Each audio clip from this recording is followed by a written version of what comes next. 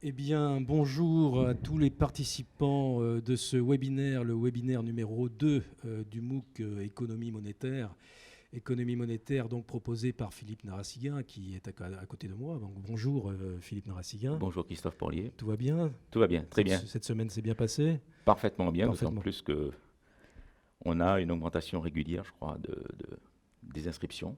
Et puis de très bons retours, mais c'est à vous d'en dire un petit peu plus. Je crois que vous êtes... C'est une semaine effectivement très très active, hein. Alors, merci à tous les participants d'abord pour la contribution aux activités des forums, hein. C'est absolument essentiel pour effectivement l'activité de l'ensemble des participants. Et nous avons pu constater beaucoup de questions que nous aurons l'occasion d'aborder à travers cette petite heure donc, de direct qui vous est proposée donc, sur une webconférence. Donc, comme je vous l'avais précisé la dernière fois, vous avez la possibilité de poser des questions sur la fonctionnalité questions-réponses. Vous pouvez même voter en fonction des questions qui sont posées et pour qu'il y ait une certaine notoriété. Et donc nous retiendrons en fin de séance 2 ou 3 questions qui ont été posées pendant ce webinaire. Alors nous avons donc la partie 2 consacrée à la monnaie et un certain nombre de sujets ont été abordés cette semaine. Les placements financiers, le patrimoine financier des Français, la mesure de la liquidité des agents économiques par la BCE, les agrégats monétaires, bref, beaucoup de questions qui ont suscité beaucoup de questionnements de votre part. Alors sachez que vous êtes aujourd'hui plus de 6 900 inscrits de plus de 95 pays, hein, donc bonjour, bonjour au monde finalement, à tous. Et Philippe Narassiguin, il y a quand même une question qui me trotte dans la tête depuis un certain temps, c'est cette question de la définition des agents économiques. Parce que là, on va aborder les agents financiers, mais les agents économiques, précisément, comment vous définiriez les agents économiques? Bien, alors, bonjour à tout le monde, à toutes les personnes qui nous suivent pour ce MOOC. Vous êtes de plus en plus nombreux et chaque jour, on enregistre de nouvelles inscriptions et on a de très bons retours, effectivement, comme disait Christophe Porlier, sur les forums, hein, beaucoup de questions qui se posent. Et donc, vraiment, ça montre une bonne dynamique. Et puis, merci aussi à ceux qui nous félicitent pour ce cours. Alors, question, souvent, on dit, finalement, on passe sur les définitions. Moi, j'ai toujours insisté, Christophe, sur l'importance des définitions en économie. Et on dit, finalement, pourquoi définir le terme d'agent économique? En réalité, ce terme est très important parce qu'à partir de là, on peut comprendre l'analyse économique. Les agents économiques se divisent en 2 catégories. Vous avez d'abord les agents non financiers et ensuite les agents financiers. Les agents non financiers, ce sont les ménages et les entreprises. Ce ne sont pas des banques, des institutions financières ou des agents financiers ou des institutions financières au service, par exemple, de l'État. Les ménages travaillent, touchent des salaires. Les individus touchent également des salaires, des retraites, s'ils sont déjà retraités, des pensions, des revenus fonciers, s'ils ont des loyers par ailleurs.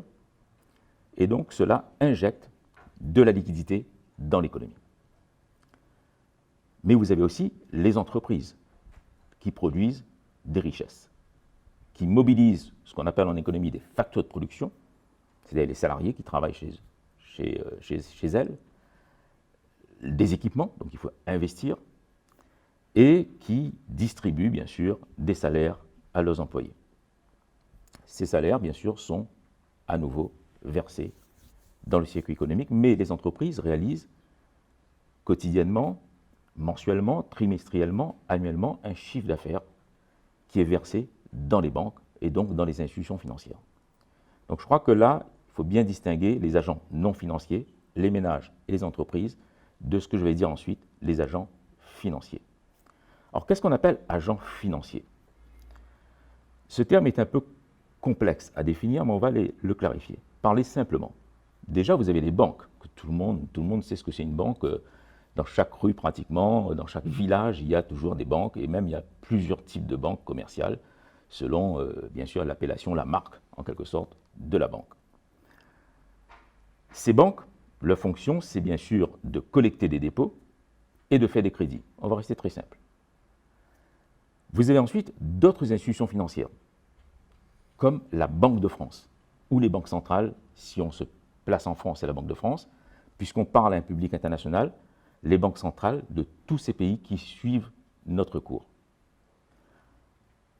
Ensuite, vous avez aussi, dans les pays, des organismes financiers un peu spécifiques. Par exemple, si vous prenez des pays comme la Norvège, qui ont énormément de pétrole, qui ont énormément de matières premières extrêmement bien valorisées sur le marché mondial, vous savez ce que le plus grand fonds souverain du monde, je crois quasiment du monde, avant même les Émirats arabes unis, dont certains suivent le cours, c'est le fonds norvégien, le fonds souverain. On appelle ça des fonds souverains. Ces fonds souverains vont gérer des actifs financiers. Donc, là encore, il y a des organismes spécifiques. Nous, en France, par exemple, on a un organisme spécifique qui s'appelle la Caisse des dépôts et consignations et qui est l'agent financier de l'État. Ne pas confondre, quand on arrive à ce point d'analyse, le Trésor public et tout ce qu'on vient de dire. Parce que le Trésor public n'est pas un agent financier. Qu'est-ce qu'il est? Et là, je parle pour l'ensemble des pays du monde. Tout ce que j'ai dit, vous l'avez dans tous les pays du monde. Sauf, bien sûr, certaines spécificités dont je viens de parler. Le Trésor public, c'est tout simplement la personnification financière de l'État. C'est-à-dire qu'il va lever des impôts pour le compte de l'État et dépenser de l'argent pour mettre en place des infrastructures que l'on connaît, des routes, des hôpitaux, des universités, enfin tout, créer donc toutes les infrastructures de l'État, la défense nationale, etc. Voilà. Donc, agent non financier, ménage entreprise, agent financier, les banques commerciales privées, les banques centrales, chaque pays a une banque centrale, des institutions financières un tout petit peu spécifiques selon les pays. Il y a des pays qui ont des fonds souverains, par exemple. Nous avons la CDC, la Caisse des dépôts et consignations. Et puis, bien sûr, le Trésor public qui n'est pas un agent financier. Il faut que ce soit clair là-dessus parce que souvent, les gens se disent « Ah, mais puisque le Trésor public manipule beaucoup d'argent, c'est aussi un agent financier. » Non, c'est la personnification financière de l'État. Et le Trésor public n'a pas le droit, par exemple, de prêter de l'argent aux collectivités locales ou aux particuliers, par exemple. Donc, le Trésor public ne prête pas l'argent. Donc, on ne peut pas considérer les trésors publics du monde entier comme des institutions financières. Je crois que c'est à peu près ça que je voulais dire. Très bien. Alors, je crois que c'est ce qui fait d'ailleurs un peu votre marque de fabrique pédagogique, hein, c'est cette capacité à clarifier des fois des concepts qui sont eh bien, pas forcément simples, pas forcément triviaux. Donc, c'est ce qu'on vient de faire à travers les agents économiques, les agents financiers. Donc, je pense que c'est beaucoup plus clair pour beaucoup d'entre nous. Une question qui ressort maintenant des forums, une question qui du coup renvoie à un certain nombre d'éléments que vous avez proposés dans cette introduction, c'est le rôle de la Caisse des dépôts et consignations dans l'économie française. Alors, la CDC est-elle une banque comme une autre? Alors, la CDC, c'est beaucoup plus qu'une banque. La CDC, c'est un géant financier, comme une pieuvre qui a des tentacules un peu partout, dans tous les univers, si je puis dire. Quel est le rôle de la CDC? La CDC collecte l'épargne, c'est-à-dire que quand les banques font de la collecte de l'épargne, notamment livret A, livret de développement durable et solidaire et livret d'épargne populaire, les 2/3 de cette épargne va directement à la CDC. Donc la CDC a des ressources. Ces ressources, ce sont tous ces actifs financiers de court terme, d'ailleurs, parce que c'est de l'épargne plutôt de court terme, qui rentrent directement, si je puis dire, dans les caisses de la Caisse des dépôts et consignations. Une fois qu'elle a cet argent qui est considérable, ce montant qui est considérable, la CDC va prêter de l'argent. À qui elle prête de l'argent? Déjà, elle va prêter de l'argent, par exemple, à des sociétés d'économie mixte. Exemple, l'HLM. Exemple, toutes les sociétés d'économie mixte qui font de l'immobilier pour financer, par exemple, le logement social. Mais la CDC, c'est beaucoup plus que ça en réalité. La CDC, de par le montant de capitaux qu'elle collecte, va, en quelque sorte, participer à la gestion de la dette publique française. Ça veut dire quoi? Participer à la gestion de la dette publique française. Quand l'État français, Dieu sait si on est endetté en France, La dette publique sur le PIB, c'est 120%, je crois, après la crise du Covid. 120%. La CDC, lorsque l'État français donc, émet des bons du Trésor, la CDC souscrit à ces bons du Trésor. Donc c'est un acteur extrêmement important pour l'État français. C'est un gros souscripteur de bons du Trésor, donc ça va participer au financement, bien sûr, de l'État, enfin de la mise en place d'infrastructures, etc. D'ailleurs, la CDC a été créée à l'origine en 1816, donc ça fait plus de 2 siècles que la CDC a été créée. Et au départ, il y avait la question de la dette publique, de la gestion de la dette publique. Mais le rôle de la CDC ne s'arrête pas là. Pourquoi? Parce que la CDC a des filiales dans quasiment tous les domaines. Je vais prendre un exemple sur quels sont les types de filiales. Il y a BPI France, Banque publique d'investissement, qui investit, notamment qui prête de l'argent aux collectivités territoriales. C'est la banque, on appelle ça aussi la banque des territoires. On entend souvent cette expression banque des territoires. Vous avez aussi une filiale de la CDC qui s'appelle Callium Investissement. C'est une société de capital développement. Si vous, demain, Christophe, vous voulez créer votre société votre start-up, la CDC va prendre une participation majoritaire même dans votre société pour vous aider à démarrer cette activité. Encore faut-il que vous ameniez bien sûr ce qu'on appelle le plan d'affaires, en anglais le business plan. Y compris si j'ai un statut privé ou si un statut privé, etc. La CDC va prendre une participation majoritaire pour financer votre activité. Donc elle participe directement à, comment dirais-je, non seulement à la création de start-up, si on peut dire, mais au développement de ces entreprises, disons, innovantes. C'est Callium Investissement. Mais alors, le rôle de la CDC ne s'arrête pas là, parce que avec le montage financier qui a été fait au début de l'année 2020, la CDC a pris 66% du capital de la Poste. L'État, 34%. Donc la CDC, en réalité, quand on parle de la Poste, c'est la CDC qui contrôle la Poste. Mais ça va encore plus loin. La Poste a une filiale qui s'appelle la Banque Postale. 100% de la Banque Postale appartient à la Poste et donc, finalement, à la CDC. Vous voyez comment c'est un géant financier, la CDC. Tout à fait. Ensuite, vous avez aussi CDC International, qui permet, par exemple, la CDC fait aussi ce qu'on appelle les joint ventures avec des associations d'entreprises avec des partenaires étrangers, en France ou à l'étranger. Et la CNI, grande société immobilière, filiale directe de la CDC. Et je ne sais pas si vous faites du ski, Christophe. Enfin, vous avez déjà fait du ski? Oui, il m'est arrivé d'en faire, absolument. Oui. Bon. Pas à La Réunion, évidemment. Hein, non, la neige est plutôt rare à La Réunion. Au Piton des Neiges, il a déjà neigé 2 fois, je crois. Il a déjà neigé 2 fois. Donc, quand vous faites du ski en France, la CDC a créé une filiale qui s'appelle la Compagnie des Alpes et qui gère toutes les pistes de ski, donc qui sont propriétaires des pistes de ski. Et le savoir-faire de la Compagnie des Alpes s'exporte aussi à l'étranger pour la mise en place d'infrastructures dans le domaine du ski, des remontées mécaniques, etc. Donc là encore, la CDC s'occupe de vous, si je puis dire, quand vous skiez. Très bien, oui, c'est bon à savoir. Donc finalement, c'est un opérateur public en charge du soutien au développement économique. Tout à fait. À travers une activité. Alors, est-ce qu'on peut appeler ça une activité bancaire? Est-ce que c'est une activité... Oui, parce qu'en fait, quand la CDC, là, j'anticipe un tout petit peu sur le cours de la semaine prochaine, qui est débloqué cette semaine, et puis dont les forums sont partie 3, oui. On y reviendra. La CDC fait des crédits, donc, je l'ai dit, par exemple, aux sociétés d'économie mixte, HLM, comment dirais-je, mise en place d'infrastructures immobilières, etc. Donc, fait des prêts. Quand elle prête de l'argent, elle crée de la monnaie, exactement comme les banques créent de la monnaie quand elles prêtent de l'argent, c'est-à-dire que la masse monétaire augmente, ces crédits, bien sûr, sont remboursés.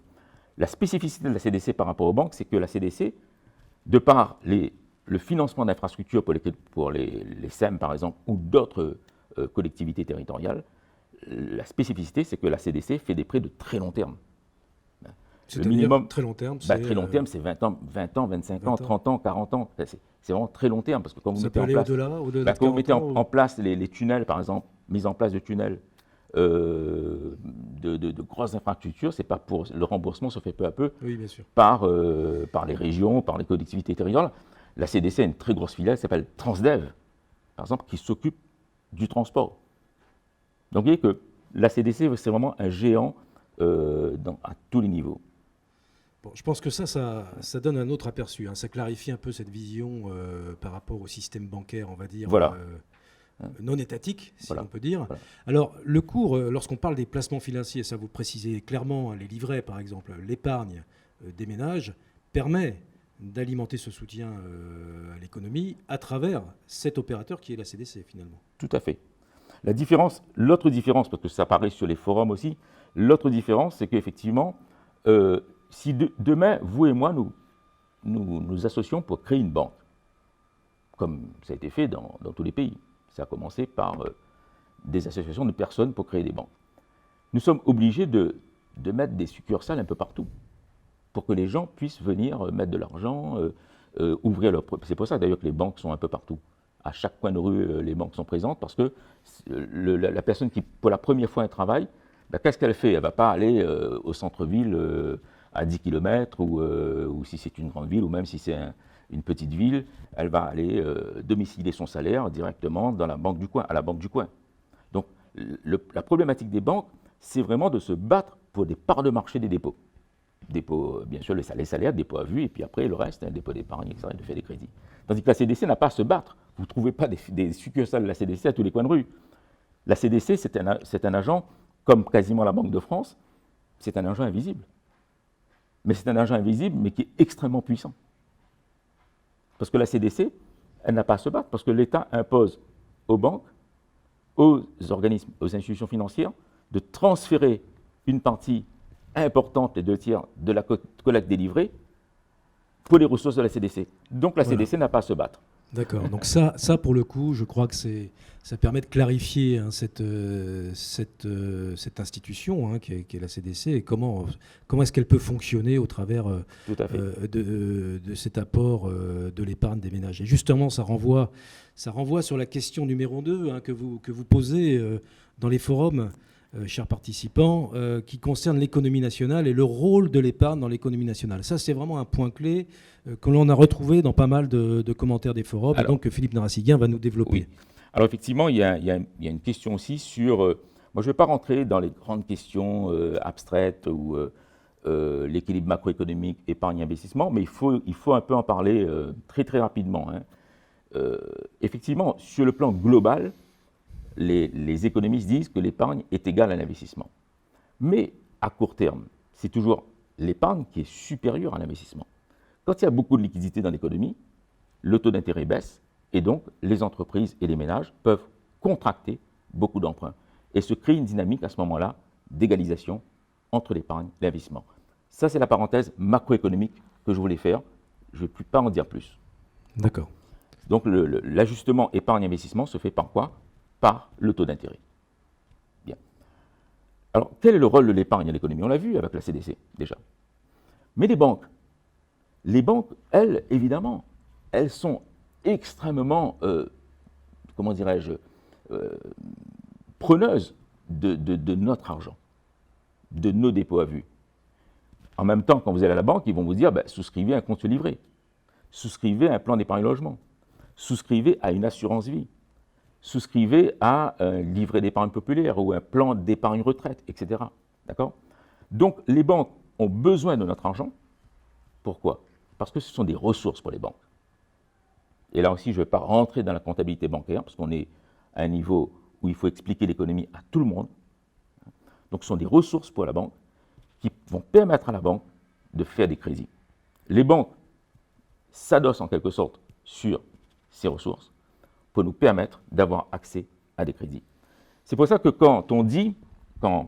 souvent j'ai dit aux étudiants, les banques, vous savez que les banques n'ont pas d'argent. Tout le monde se dit, est-ce qu'ils plaisantent, est-ce qu'ils ne plaisantent pas, est-ce que c'est une boutade? En fait, non, les banques n'ont pas d'argent. Les banques gèrent notre argent, justement, collectent des dépôts. Ces dépôts n'appartiennent pas aux banques. C'est ça la grande différence entre les assurances et les banques. Et c'est pour ça qu'il y a des crises bancaires. Est-ce qu'on peut assimiler ça à des flux Plus des flux entrants, des flux sortants. Oui, mais des une flux qui gestion. constituent des stocks, parce que si l'argent reste constituent des longtemps, stocks. parce que justement, c'est là, alors, une question très importante, les banques ont intérêt à ce que cet argent reste le plus longtemps possible. Et c'est pour ça qu'elles créent des produits financiers de moyen terme, voire de long terme. Parce que, par la suite, il faudra adosser ces crédits, notamment les crédits moyen-long terme, sur des dépôts d'échéance beaucoup plus longues. Si les banques n'avaient que les comptes à vue, ben là, ce serait très risqué pour une banque d'adosser des crédits de 20 ans ou de 15 ans sur des dépôts de même pas 3 mois, par exemple, Oui, c'est ça. 6 mois. Donc, le rôle des banques, c'est non seulement de collecter cette épargne, mais aussi de faire des crédits qui, pour l'essentiel, pour l'essentiel, je dis bien, s'appuient sur des dépôts aussi de moyen terme, De on peut moyen dire. et de long terme. Et long terme, je ne veux pas dire long terme, parce que pour les Long crédits terme. immobiliers, les banques prennent des hypothèques. On peut donc on peut assimiler ça à des stocks en fait, hein, c'est ça. Hein. C'est Donc, des stocks, on oui, a parce des flux et des qu'évidemment, les stocks. flux et les stocks, c'est C'est les ça. deux. Les deux en D'accord. même temps. C'est comme ça que ça apparaît, j'imagine, dans les bilans peut-être Tout à fait. des banques. Ce qu'on appelle les bilans des banques, c'est ça. C'est-à-dire les ressources. Pour les banques, c'est un passif, parce que les banques vous doivent de l'argent. Les gens sont choqués en disant « Mais pourquoi ça apparaît au passif des banques ?» Ben oui, je dis tout simplement aux personnes qui suivent les cours, à l'époque où j'étais encore universitaire, je leur disais ben, « Les banques, justement, gèrent notre argent et nous pouvons retirer notre argent à n'importe quel moment. » Et c'est pour ça que dans l'histoire économique, c'est passionnant, je ne vais pas parler d'histoire très longtemps, mais il y a eu des paniques bancaires. C'est-à-dire que les gens n'avaient plus confiance dans les banques, mais il y a récemment, quand C'est récent, en Grèce par exemple. en Grèce, et puis les pays de l'Est, quand Oui. elles sont passées d'un régime d'économie planifiée à un régime d'économie de marché, il y a énormément de crises bancaires dans les pays de l'Est où les gens sont allés retirer le dépôt, et donc ça a créé des phénomènes que décrivent très bien. Il y a même une littérature théorique, bien sûr, sur les paniques bancaires, et naturellement la littérature historique sur les paniques bancaires. Parce que, effectivement, les banques ne sont pas propriétaires de l'argent que nous leur apportons, c'est nous qui sommes propriétaires de cet argent, contrairement aux assurances. C'est pour ça qu'il y a des crises bancaires, on parlera de ça là, au fur et à mesure quand le cours se poursuivra. C'est pour ça qu'il y a des crises bancaires et il n'y a pas de crise d'assurance. Les assurances, une fois que vous avez versé votre argent à l'assurance, vous avez une maison, souscrivez une assurance incendie. Ça vous coûte, je prends un exemple, 300 € par an. À la fin de l'année, vous n'allez pas aller voir votre assurance en disant « Ah ben non, mais maintenant, rendez-moi les 300 €, il n'y a pas eu d'incendie dans ma maison. » Pareil, vous n'avez pas eu d'accident de voiture pendant 1 an, mais pourtant, vous avez souscrit une assurance pour votre voiture. Au bout d'1 an, vous n'allez pas aller voir votre assurance en disant « Non, donnez-moi les 1 000 € que je vous ai versés pour l'assurance voiture, par exemple. » Donc, les assurances ont des liquidités, et les assurances également sont des gros opérateurs sur les marchés de capitaux. Les assurances souscrivent évidemment au financement de l'économie, participent au financement de l'économie en souscrivant des bons du Trésor, mais en souscrivant aussi à des titres qui sont émis par les banques pour avoir des ressources. Les assurances, juste un peu, je ne veux pas faire ce type de comparaison, c'est un petit peu des petites CDC si vous voulez, parce qu'elles ont de la liquidité, elles ne vont pas rendre cette liquidité au bout d'1 an. D'accord ? Et donc, il n'y a pas de crise d'assurance. Par contre, les crises bancaires, alors, depuis que la banque existe, il y a toujours eu des crises bancaires. Mais on a vu apparaître aussi de nouveaux opérateurs. J'ai en mémoire de la grande distribution, par exemple, qui propose des services bancaires. Est-ce que c'est, Oui, est-ce qu'on peut appeler ça des services bancaires? Non, pour l'instant, tant que, en tout cas, ils ne sont pas, parce qu'attention, il faut avoir des statuts de banque. D'accord. Tant qu'il n'y a pas d'entreprise bancaire créée, avec des statuts de banque, on ne peut pas parler. C'est juste des cartes de crédit pour consommer plus ou pour avoir des points à la fin du mois pour acheter plus de marchandises. On propose des prêts aussi, je crois, non? Oui, mais les prêts sont toujours adossés à des organismes de crédit. C'est ça, il y a toujours derrière un organisme. Ah oui, il y a toujours derrière un organisme de crédit. D'accord. Est-ce que c'est clair à peu près Oui, je pense que ça clarifie un certain nombre de choses, notamment sur quand il s'agit du rôle de l'épargne. Il y a une notion importante qui est développée dans cette partie de cours, dans cette partie numéro 2, qui ressort aussi, c'est la question de la liquidité et du calcul de cette liquidité. Ça, c'est un point important que vous abordez dans le calcul de la liquidité, et notamment par la BCE au niveau européen ou au niveau national. Les calculs ne sont pas faits de la même façon, si j'ai bien compris. Ah non, justement, les calculs sont harmonisés. Ils sont harmonisés. Alors, effectivement, il faut pas avoir. Il y a des confusions qui peuvent être, bien sûr, à juste titre, qui peuvent se faire jour, en quelque sorte, qui peuvent émerger dans tout ce qu'on voit sur les forums ou dans la tête des gens, dans l'esprit des gens, il peut y avoir des confusions. Ce que j'explique dans le cours, d'ailleurs les gens l'ont bien noté, c'est que, par exemple, je prends le cas de la France. Les ménages français ont un patrimoine financier. Ce patrimoine financier, c'est bien sûr de la liquidité, on est bien d'accord là-dessus. Et puis de l'autre côté, quand vous parlez de la BCE, c'est simplement dire, c'est une abréviation de la Banque Centrale Européenne. Hein, d'accord ? La Banque Centrale Européenne, puisqu'on est tous dans la zone euro, a mis en place des normes de calcul de la liquidité pour l'ensemble des banques centrales de la zone euro. Par exemple, et on est obligé de suivre, hein, les banques centrales, la Banque de France, comme les autres banques centrales, sont obligées de suivre ce mode de calcul, cette méthodologie plus exactement. Ce n'est pas seulement une mode de calcul, c'est la méthodologie de calcul. Et donc, il y a une divergence énorme entre, d'une part, ce que les ménages ou même les entreprises, mais moi j'ai donné des chiffres sur les ménages français. L'épargne totale des ménages français, c'est 4 700, plus de 764, je crois, c'était un chiffre qui datait de 2016, milliards d'euros. Et à côté de ça, la Banque Centrale Européenne établit une méthodologie de calcul de la liquidité. Et ces chiffres sont tout à fait divergents. Et on se dit, mais pourquoi il y a la liquidité calculée par rapport pour la Banque Centrale Européenne, pourquoi c'est une petite liquidité, une toute petite liquidité? Et c'est là qu'on rentre dans deux considérations. Je ne vais pas être technique. La Banque Centrale Européenne, pour calculer la liquidité, a mis au point dans la zone euro 3 types d'agrégats. Ça veut dire quoi, agrégat? C'est agrégé. Agrégé, c'est rassembler de façon cohérente, tout simplement. C'est pour ça qu'on appelle agrégat monétaire. On agrège des éléments de façon cohérente. Par exemple, j'ai dit, je vais donner un petit chiffre, je vais prendre le petit tableau, je ne sais pas si on le... Là. On peut afficher un petit tableau, oui, tout à fait. Alors, oui, on a prévu une tablette cette fois-ci, on améliore le dispositif. Patrimoine financier des Français pour l'année 2016, je crois que c'est ça que j'avais donné comme chiffre, est égal à 4 764,7 milliards d'euros. Et ceux qui m'écoutent dans les autres pays du monde, faites vous-même le calcul par rapport aux statistiques délivrées par vos banques centrales. Dans vos banques centrales, vous aurez des statistiques. Vous avez des statistiques sur l'épargne des ménages dans vos pays respectifs, et puis vous avez des calculs officiels exigés par les banques centrales de vos différents pays. Parce qu'effectivement, on ne va pas parler que pour la France, bien évidemment. On parle pour l'ensemble des 95 pays aujourd'hui dans le monde. Donc, 2016, 4 764,7 milliards d'euros. Et puis, ça c'est le premier point. Et puis, il y a cette phase. Et alors, les agrégats monétaires existent dans tous les pays du monde. La méthodologie peut être un tout petit peu différente selon les pays, mais ce sont les mêmes, la même façon de calculer. Tout à fait. Alors, le cash, par exemple, le cash.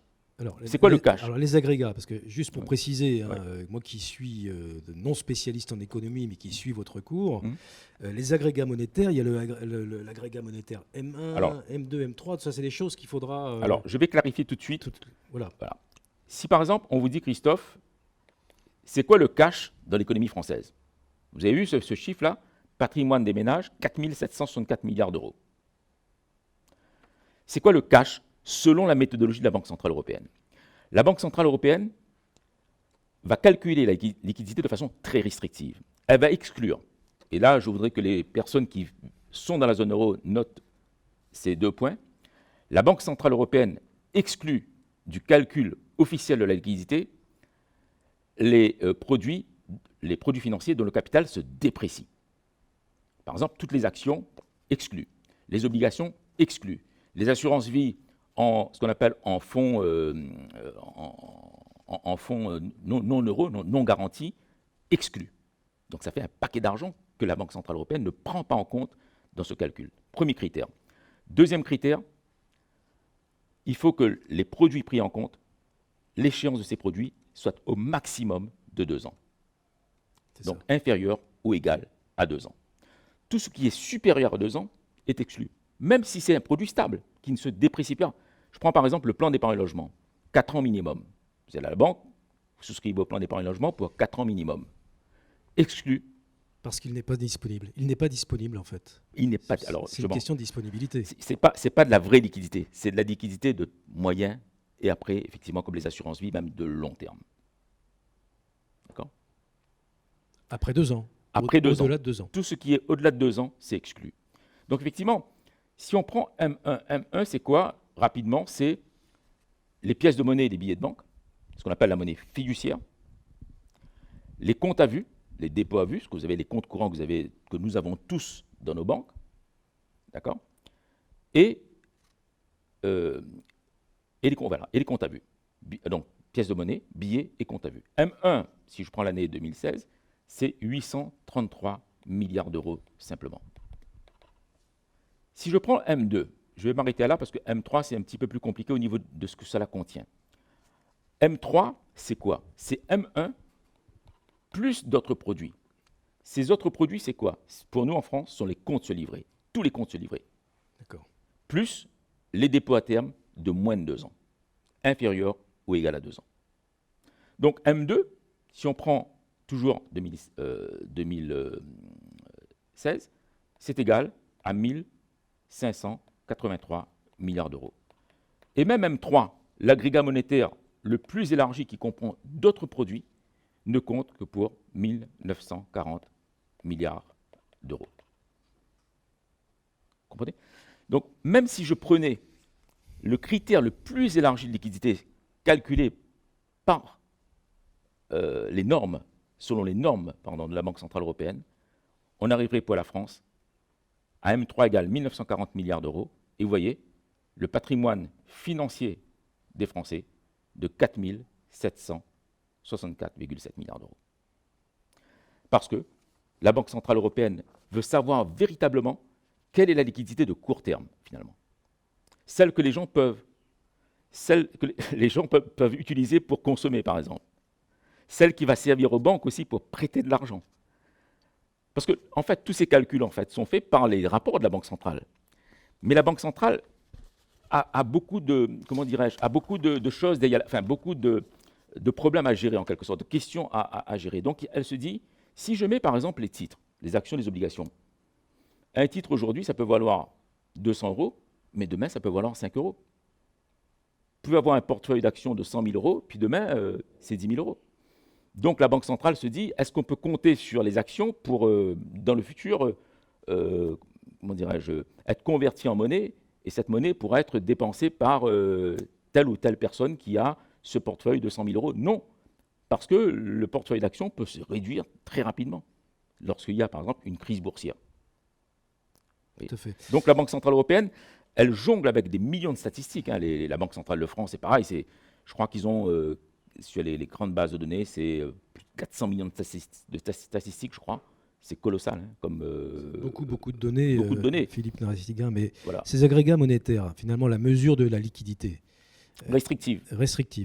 Et ces agrégats monétaires donnent une image de cette liquidité à court terme. À court terme. Donc maximum 2 ans. D'accord. Y compris M3. Y compris M3, bien sûr. Donc, ce ne sont pas, en gros, c'est pas le même portefeuille. On n'utilise pas les mêmes. C'est pas les mêmes produits financiers. C'est pas les mêmes produits financiers à l'intérieur de chaque agrégat. Mais effectivement, c'est une mesure de moins de 2 ans. Moins de 2 ans. Inférieur ou égal à 2 ans. Alors ça, je pense que ça permet de vraiment clarifier pour les personnes qui nous suivent cette question des agrégats monétaires dans la mesure de la liquidité. Et alors, cette mesure de la liquidité qui renvoie à la notion de patrimoine financier des ménages français. C'est ça. Alors ça... quel est le rapport entre les deux? Est-ce que vous pourriez clarifier les choses? Justement, sur les forums, par exemple, les gens disent « Oui, mais on ne comprend pas le patrimoine financier des Français. Pouvez-vous nous donner des indications sur les agrégats monétaires ?» C'est ce que j'ai fait là. Et le patrimoine, c'est ce que je dis là, il est colossal. C'est ça. Vous vous rendez compte que là, même si j'arrondis, on est à 1940, même si j'arrondis à 2000 milliards d'euros M3, multiplié par 2, on n'arrive même pas encore à 4700. Même le critère le plus élargi possible de la Banque centrale européenne, appliquée bien sûr par la Banque de France, parce que là, à la France, la France. Vous pouvez en faire de même pour les autres pays. Pour les autres pays, je pense faites de même. Faites de même aussi pour les pays d'Afrique Pour les pays d'Afrique, ou d'autres pays qui nous suivent. Faites aussi de même, c'est-à-dire allez voir le rapport de vos banques centrales sur l'épargne des ménages de vos différents pays et comparez cette épargne, le total de cette épargne, à vos agrégats monétaires dans vos pays. Et donc, vous verrez la méthodologie de calcul utilisée, vous verrez que la méthodologie de calcul utilisée par vos banques centrales est toujours restrictive. D'accord. Alors, j'ai une question qui, pour le coup, qui me surgit. Ces agrégats monétaires sont les mêmes partout dans le monde ou ils sont définis par les... Alors, nous, à l'époque, quand il n'y avait pas la zone euro, on avait nos propres agrégats monétaires. On avait même, moi, j'ai tout connu. J'ai connu les méthodologies qui changeaient, pas tout le temps, mais tous les 10 ans, ça changeait. On avait jusqu'à même 7 agrégats monétaires à un moment donné en France, avec justement, bon. Mais on est arrivé au niveau des agrégats monétaires stricto sensu à 4 types d'agrégats monétaires. M1, M2, M3, M4, même en France. D'accord ? Les États-Unis calculent différemment. Chacun a sa propre méthodologie par rapport à ces... Mais la philosophie reste la même. C'est toujours à peu près les mêmes produits qu'il y a dedans. Nous, un compte livré, on va l'appeler compte livré en France. Dans les comptes livrés, il y a toutes sortes de produits différents, fiscalisés ou non fiscalisés, comme livret A qui n'est pas fiscalisé, d'autres produits qui sont fiscalisés. Les Allemands vont appeler ça autre chose, mais c'est quand même de l'épargne de court terme, parce un compte livré, vous pouvez en avoir besoin demain, parce que vous prenez l'avion, ah bien, j'ai pas assez d'argent, je fais un virement, parce que j'ai des dépenses à faire quand je pars à l'étranger, je fais un virement de mon compte livré sur mon compte, de mon compte à vue, et donc je dépense de l'argent. Donc c'est vraiment de l'épargne. Donc ce sont les banques nationales qui éditent les règles de calcul de ces agrégats dans chaque pays. C'est la Banque centrale européenne pour nous, en tout cas maintenant. Mais à l'époque, par exemple au Maroc, par exemple. Au Maroc, c'est la Banque centrale marocaine. Banque centrale marocaine. En Côte d'Ivoire, c'est la Banque centrale de Côte d'Ivoire. En Tunisie ou en Algérie, c'est la Banque centrale de Tunisie, de l'Algérie. Au Bénin, Cameroun, le Sénégal, etc., c'est les banques centrales de ces pays-là. Au Brésil, c'est la Banque centrale du Brésil. Il y a l'Espagne aussi, il y a des personnes de l'Espagne qui nous suivent. Merci aussi aux personnes de Suisse aussi qui ont mis des commentaires très gentils pour le cours. Hein. Tout à fait. Sur Facebook. Sur Facebook, oui. Puisqu'on peut suivre sur Facebook, effectivement, cette émission. Donc, pour les Suisses, pareil, vous allez voir comment vos banques centrales calculent la liquidité et quelle méthodologie ils utilisent. Donc, clarifiez-vous l'esprit. Ne dites pas que c'est difficile. C'est facile à partir du moment où vous comprenez très bien les critères. Nous, je rappelle, pour la zone euro, la Banque centrale européenne retient 2 critères. Très bien. Alors, Philippe Narassiguin, dernière petite question sur les agrégats et on passera à une autre question ensuite. Où peut-on trouver, pour les personnes qui nous écoutent, l'information sur la composition de ces agrégats, c'est-à-dire le mode de calcul? Où est-ce qu'on trouve cette information? Alors, ce qui est super à notre époque, si je puis dire, c'est que nous, quand on faisait de l'économie, on n'avait quasiment aucun document. On nous parlait de ça théoriquement, nos professeurs parlaient de ça théoriquement quand nous, on commençait des études d'économie. Aujourd'hui, vous avez tout en temps réel, mensuellement, trimestriellement, annuellement.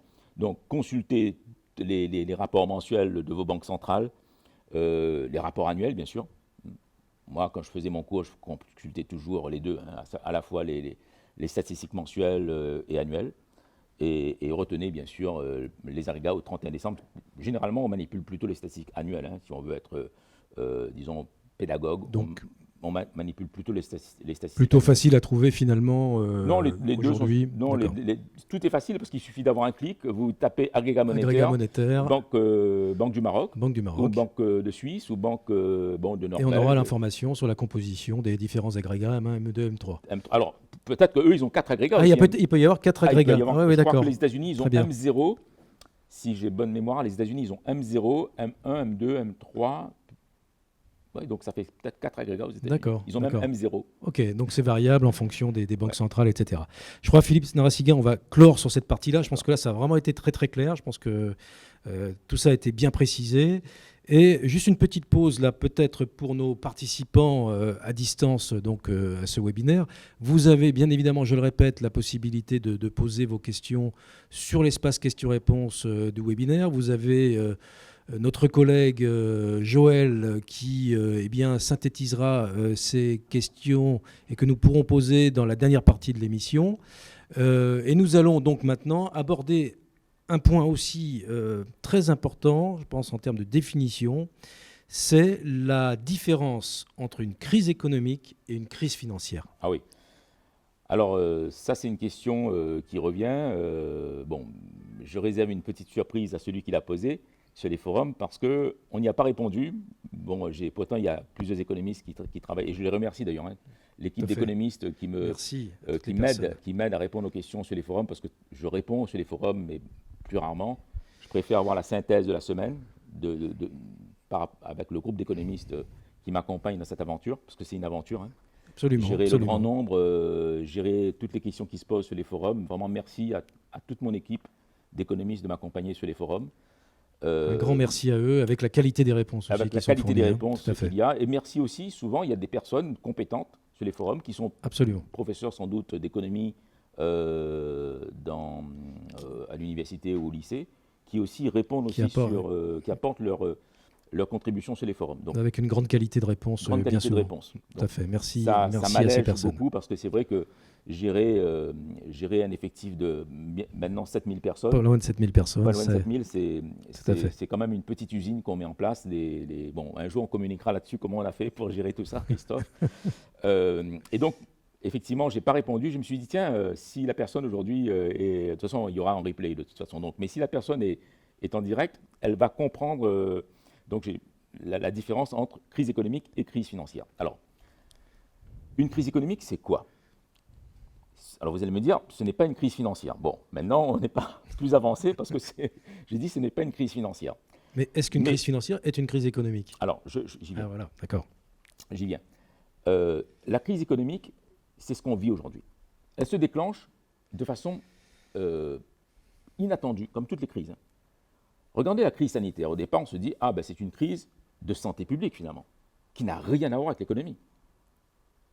Aucun rapport avec l'économie, la crise sanitaire, le coronavirus. En apparence, non. Après, les conséquences...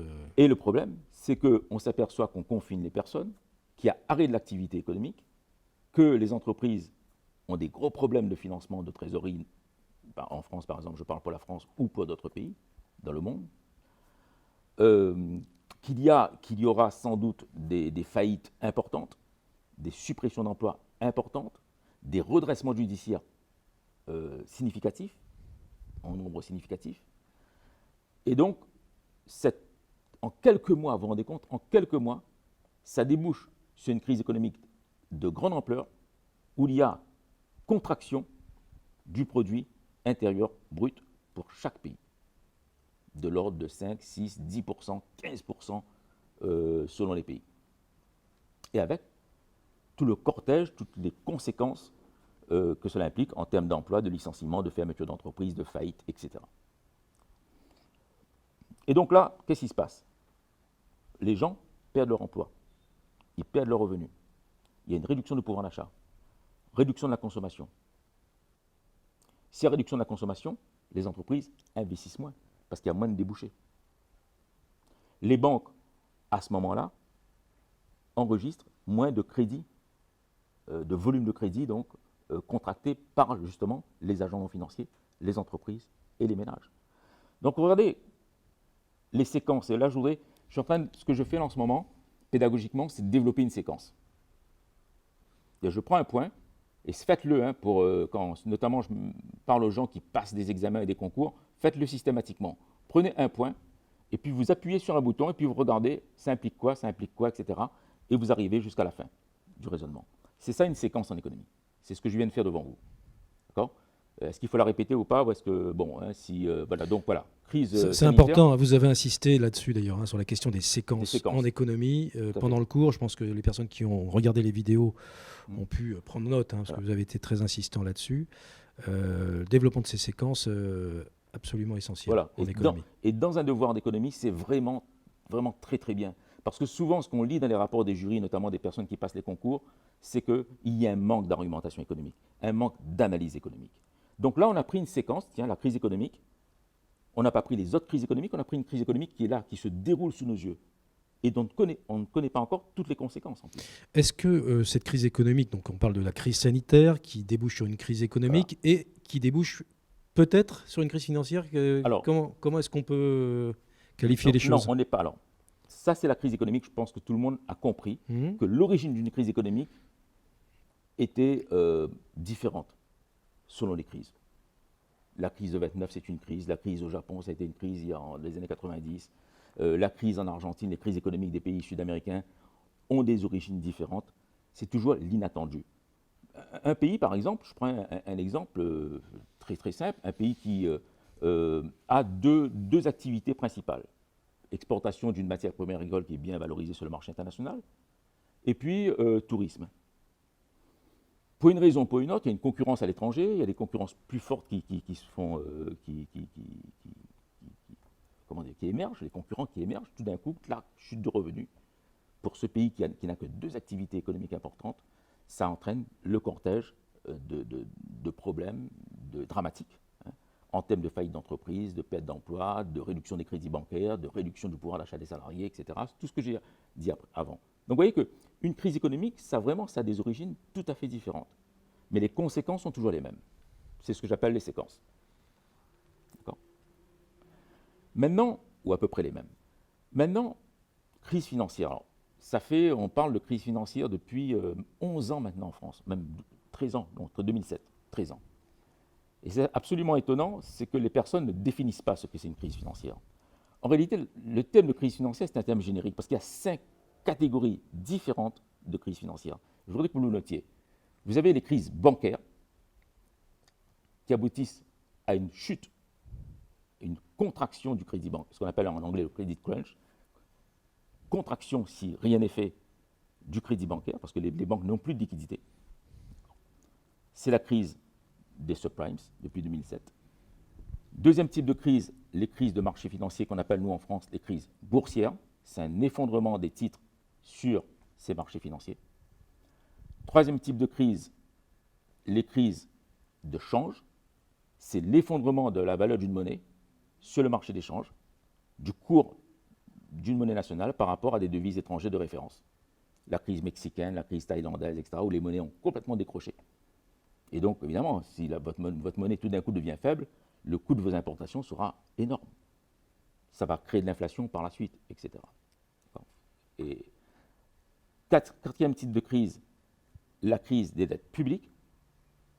On n'est pas trop loin de la crise des dettes publiques. Nous, dans les pays d'Europe du Sud, en France, c'est toujours la même question. Là encore, ce matin, il y a quelqu'un qui me disait, est-ce que tu crois qu'on pourra, nous, en France, rembourser notre dette publique? Qu'est-ce qui va se passer? Les gens sont très angoissés sur les mesures que serait prêt à prendre le gouvernement pour rembourser la dette publique française, comme la Grèce, l'Espagne, l'Italie, qui ont des dettes publiques importantes.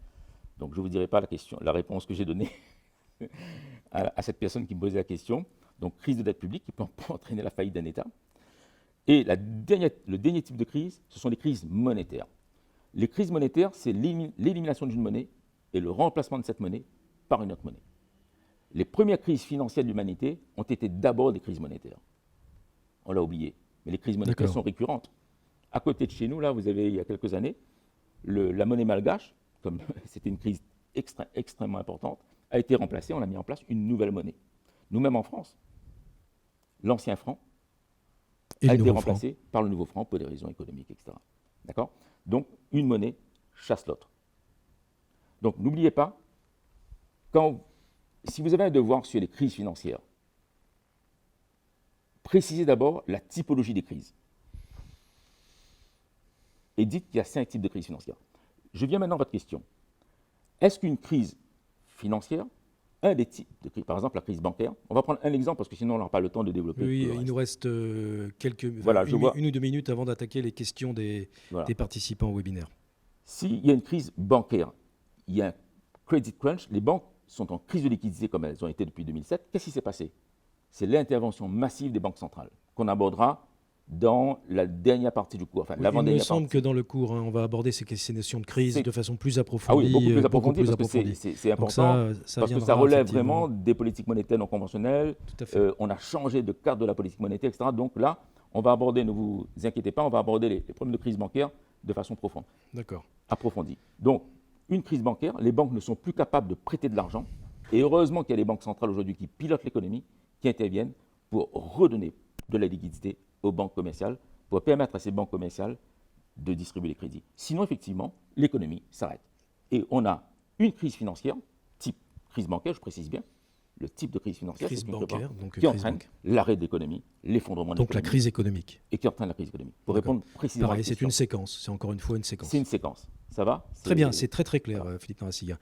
Bien, je crois que nous arrivons à 10 minutes de la fin de cette émission. Donc, comme on l'a dit, on réserve ce temps aux questions qui sont posées en ligne. Et nous avons 4 questions. Donc, Joël Brunet-Malbranc qui assure le suivi de vos questions en ligne, eh bien, nous propose ces 4 questions. Donc, on va commencer par la première.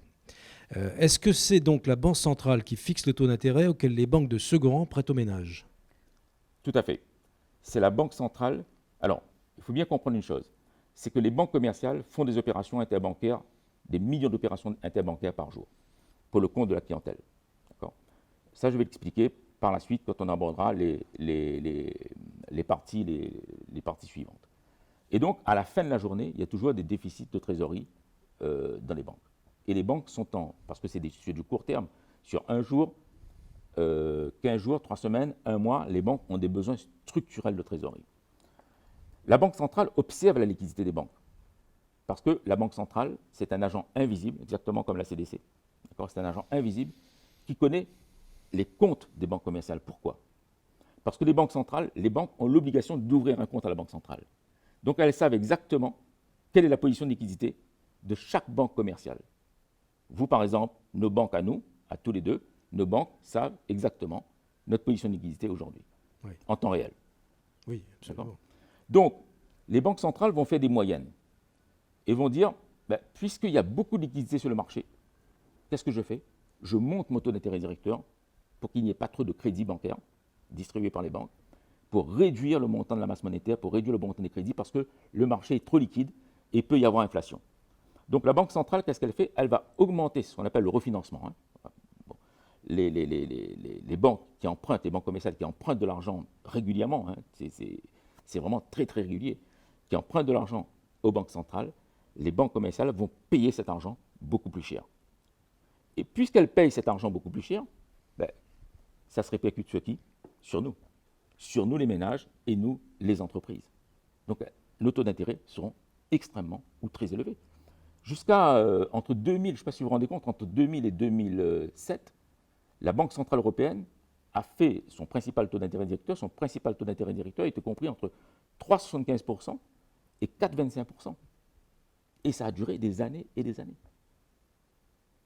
Parce que la Banque centrale européenne, la Banque de France, estimait qu'il y avait beaucoup trop de liquidités sur le marché et donc que les agents économiques devaient emprunter avec des taux beaucoup plus élevés pour réduire la masse monétaire, afin qu'il n'y ait pas d'inflation importante. Parce qu'il y a, ça, on va je sais que on va l'expliquer un peu plus tard. On va tard, l'expliquer plus tard parce qu'effectivement, il y a eu des questions sur la relation masse monétaire-inflation. Ça, je vais en parler beaucoup plus tard. Nous sommes dans la deuxième partie, il y a 8 parties. Voilà, donc on rentre dans le sujet. Pour l'instant, ça va se...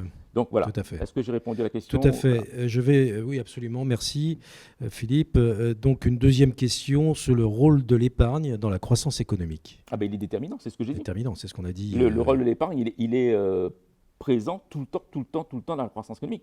D'ailleurs, les pays émergents, les pays qui ont enregistré des taux de croissance importants, ils ont tous une caractéristique. Ils ont des taux d'épargne. Comment calculer un taux d'épargne? C'est le montant total de l'épargne sur le produit intérieur brut. C'est la donnée macroéconomique de l'épargne. Ils ont des taux d'épargne, je crois que la Chine a un taux d'épargne de l'ordre de 40 ou 45% de taux d'épargne. C'est colossal.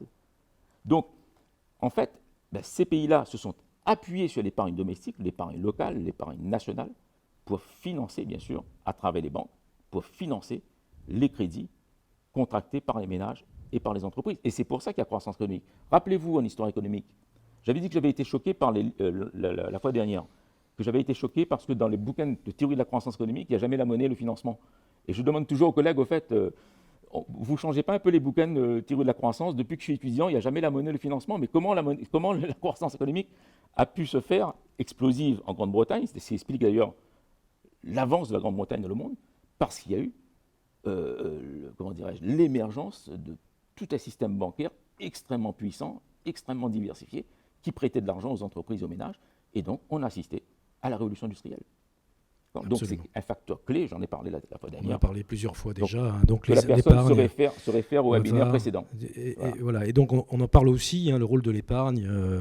Mais c'est vrai que c'est ce lien entre croissance, peut-être concept à redéfinir. On en a déjà parlé, mais ça va Tout à fait. revenir.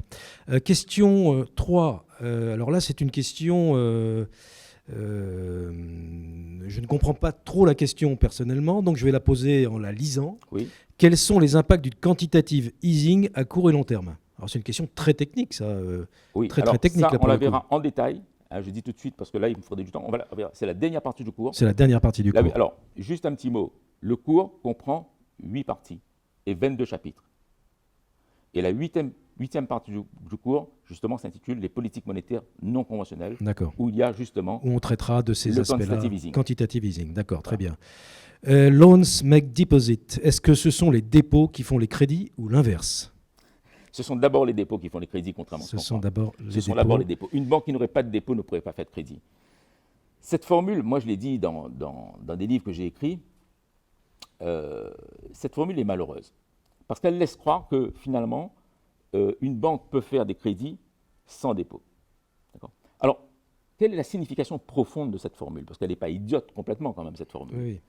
Ça veut dire que quand vous faites un emprunt, mettons que vous allez acheter demain, s'il vous plaît Christophe, pour acheter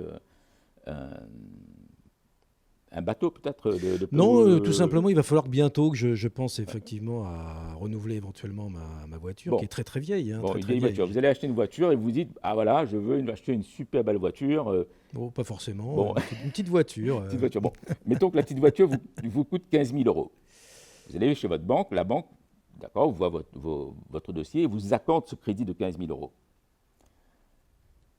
Ce crédit, lorsqu'il est accordé, où est-ce qu'il va?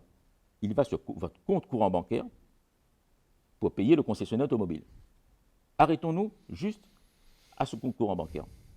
À partir du moment où la banque vous a crédité de cette somme de 15 000 euros, elle a créé de la monnaie.